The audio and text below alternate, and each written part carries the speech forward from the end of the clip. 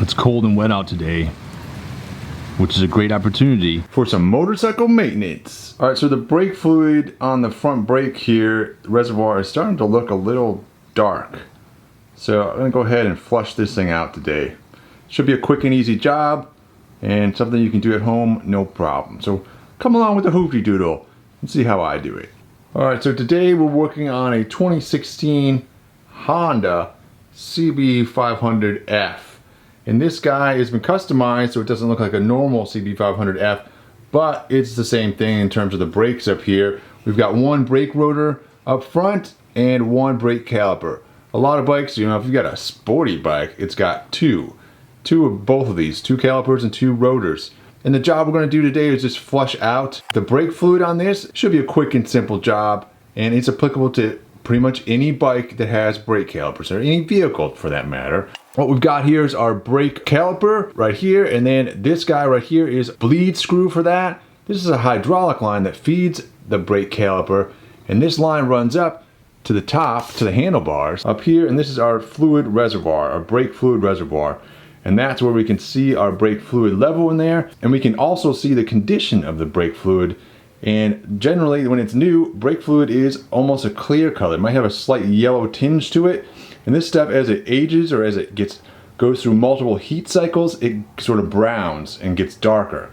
And so this one is starting to get dark. All right, so something to note on this brake fluid is that according to the service manual, the Honda service manual, this stuff, after the initial break-in period on a new bike, this is supposed to be changed, or actually it's supposed to be inspected every 4,000 miles and changed every 12,000 miles or every 2 years, whichever comes first. This bike here is at 2,200 miles. I don't know if it was ever changed on the initial break-in period or not, which is about 600 miles. We're definitely gonna change it today, which I would think would be ahead of a schedule, but you know, I am a man of high standards. So to do this job, I'm using a couple things. I've got our bleed screw here. I'm going to take the little rubber cap off of the bleed screw, and the nut on this screw is this is 8mm wrench you're going to need for that. And then I've also crafted this little drain tube out of a piece of air hose for like a fish tank or an aquarium. And so you'll see the little nipple on this screw and this airline fitting, which is like a 1/4" line. This fits right over the top of that, and so the fluid should run into this tube and not all down the side of my caliper. And then from there I've got a little drain pan, an oil drain pan right here. And then on the end of my airline tubing here, I've got a little weight, which is a bottle cap, which should hold this tubing down and into my drain pan. That is the concept I'm going with today. And then this guy will go on here and open that up and allow me to bleed that stuff out of there. So first though, all right, so looking at a reservoir here, we've got two Phillips head screws on here.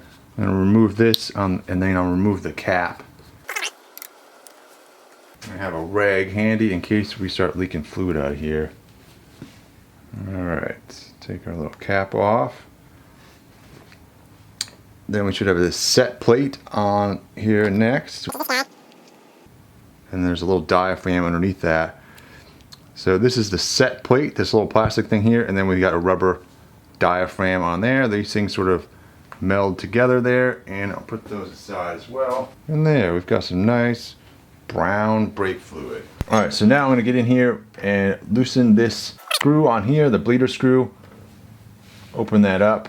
That will open up the screw. You can see the fluid flowing through there already. And then I'm going to go ahead and squeeze my brake lever here and sort of pump some of that fluid out. And you'll see down the pan how that fluid starts flowing out down there. And then up in our reservoir here, you can see right there, that's where the fluid enters into the line to go to the brake caliper. And then we've still got some dirty fluid over here. I basically emptied this whole reservoir out and introduced air into that line. So we're gonna have to make sure we bleed all the air out of this. But first I need to mop up this stuff. I'm gonna take a paper towel and just soak this stuff right up out of here to get all the dirty stuff out as best I can. And then we'll add some fresh brake fluid to the system here. All right, so using some clean paper towels, I'm just gonna stick this in here and let it soak it up. That pretty much does it. Now you can see that it's all clean in there, and now we're going to add some new brake fluid in there. Alright, so we've got DOT4 brake fluid. That's what we need for this bike. Go ahead and pour that in. Don't let it overflow though. Alright, to make this a lot easier, I'm going to level this bike out and then pour this stuff in, so that we're getting over that hole there, not introducing more air into it.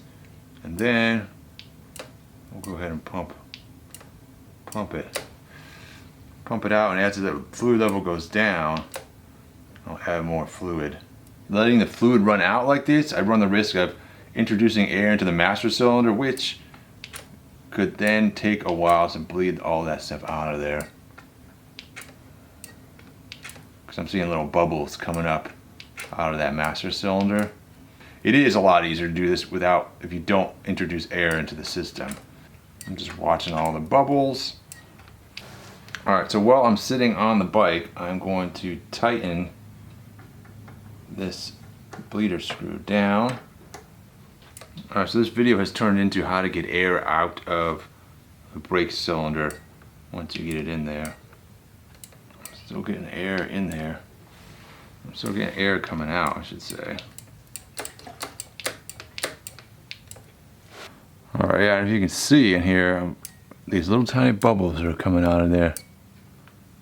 And that's what I'm looking for. I'm trying to get all that air out, and I'm shaking it back and forth to allow the air different angles to come up out of.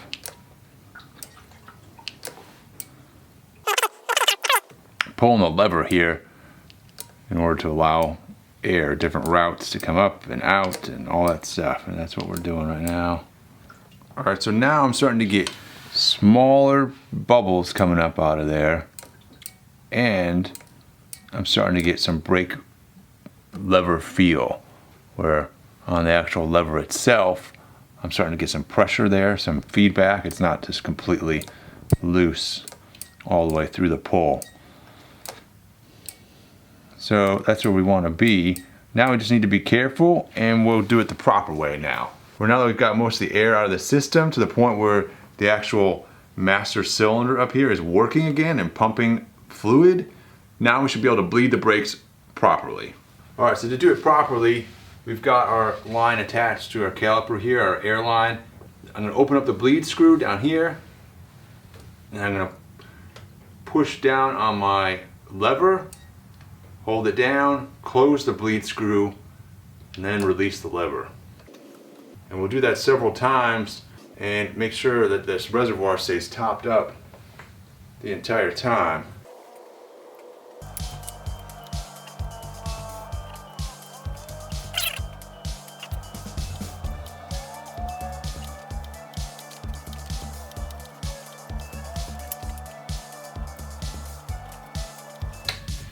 Got a nice hard lever feel, which is what we want.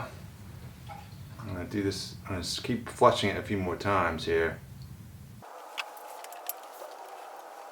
I'm not seeing any air coming out of the tube here into the pan, so that's good. Although the color still looks a little dark coming out of the tube. We'll continue to flush this thing until the color looks better, until we have like nice brand new clear fluid coming out the tube into the pan.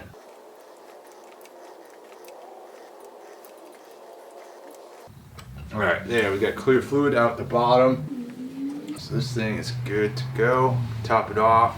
Alright, so there's our nice clean fluid in our reservoir. Now I'm going to go ahead and put the cap back on. Looking at it from the bike side, there is a little line in the back of the reservoir back there that sort of shows you the fill line. And then also when you're looking at it with the bike level, you can see there's the line right here. You want to be above that. Alright, so I'm going to go ahead and stick the diaphragm and a little set plate back on top of the reservoir here. Stick that down in there like that. And then we'll sit our cover back on there and then screw this guy back on.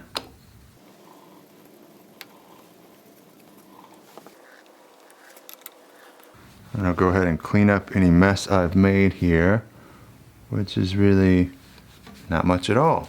Alright, and then down here on the actual brake caliper, I'll remove my little airline tubing if there's any mess around here, I'll clean that up. There is no mess, which is why we use the airline tubing. And then I'll make sure this thing is tight on there, which it is, and we'll put our cap back over there, a little dust boot. And that's it. Everything is good on this bike. Brake change over, everybody.